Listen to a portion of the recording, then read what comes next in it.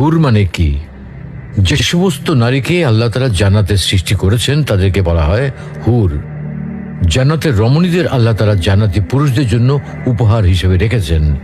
আল্লাহ তাআলা তাদেরকে জান্নাত প্রাপ্ত পুরুষদের সাথে বিয়ে দেবেন, ফলে তারা স্বামী স্ত্রী হিসেবে চিরকালের জন্য জান্নাতে বসবাস করতে থাকবে।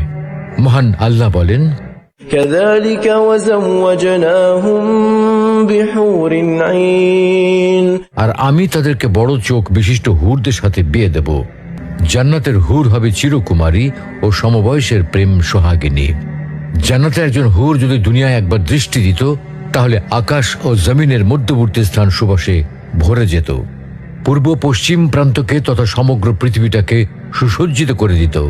প্রতিটি চোখ সব জিনিস থেকে দৃষ্টি ফিরিয়ে তার দিকে চেয়ে থাকত এবং সৃষ্টিকুল আল্লাহর প্রশংসা ও বড়ত্ব বর্ণনা করত।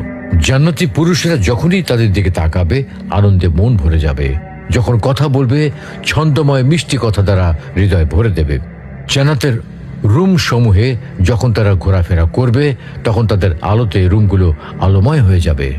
জান্নাতের অধিবাসী নারী পুরুষগণ হবে একই বয়সের পরিপূর্ণ যুবক যুবতী। জান্নাতের হুর যখন তার স্বামীর চেহারার দিকে তাকাবে, তখন তার হাসিতে জান্নাত আলোময় হয়ে উঠবে। যখন তারা স্বামীর সঙ্গে কথা বলবে, তখন কতই না সুন্দর হবে সেই কথোপকথন।